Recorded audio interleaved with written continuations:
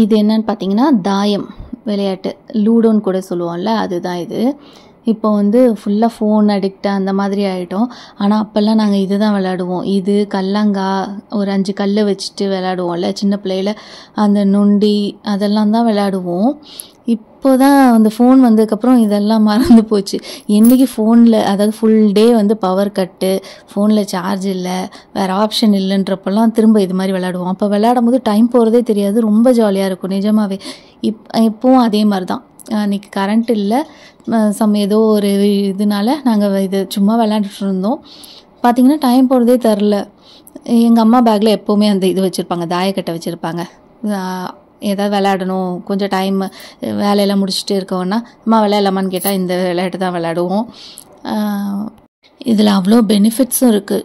உண்மையாகவே அந்த காலத்தில் கேம்ஸுக்கெலாம் அவ்வளோ பின்னாடி அவ்வளோ ரீசன்ஸ் இருக்குது. அது நமக்கு தெரிய மாட்டேங்குது. தெரியலனா அது வந்து நமக்கு தெரியாமே விளாண்டுட்டு இருந்தோம். இப்போ இருக்க ஜென்ரேஷனுக்கு அது சுத்தமாக மறந்துடுமோன்னு பயமாக கூட இருக்குது.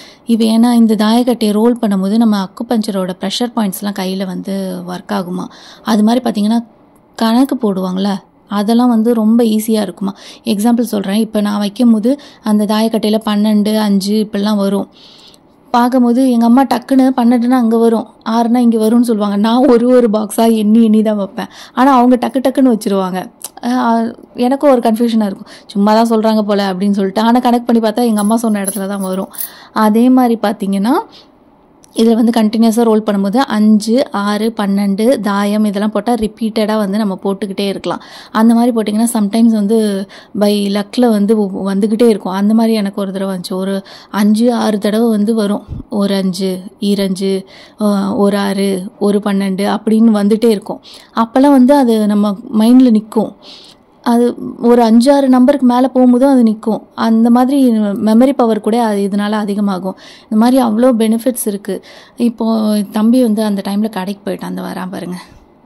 அவன் வரும்போது அவனே விளையாட வைக்கணும்னு சொல்லிட்டு அவனையும் ரோல் பண்ண வச்சோம். இதெல்லாம் இந்த ஜென்ரேஷன் கண்டிப்பாக நம்ம சொல்லணும், விளையாட வைக்கணும்.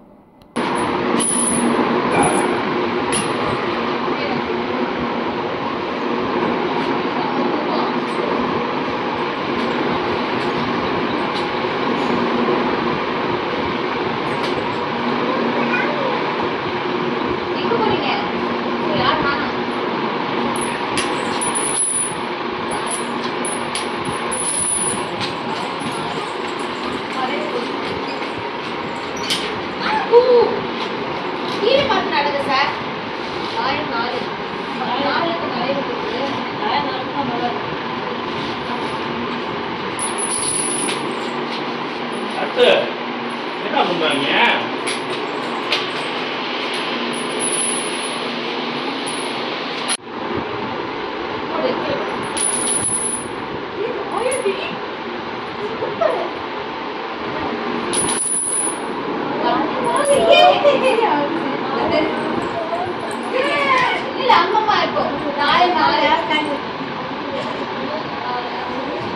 ஸோ இந்த வீடியோ பார்க்குறவங்களுக்கு வந்துட்டு சின்ன பிள்ளையில் இந்த கேம் விளையாண்டுட்டு இருந்தீங்கன்னா திரும்ப விளையாட ஆரம்பிங்க. குழந்தைங்களுக்கு வந்து நீ ஃபோனில் லூடோ விளையாடுறலப்பா அதுதான் இது அப்படி சொல்லிட்டு நம்மளும் சேர்ந்து விளையாண்டா கண்டிப்பாக அவங்களும் வந்து ஜாயின் பண்ணிப்பாங்க. இந்த மாதிரி விளையாட்டெல்லாம் நம்மளை விட போயிடாமல் நம்ம அடுத்த ஜென்ரேஷனுக்கும் கண்டிப்பாக கற்றுத் தரணும்.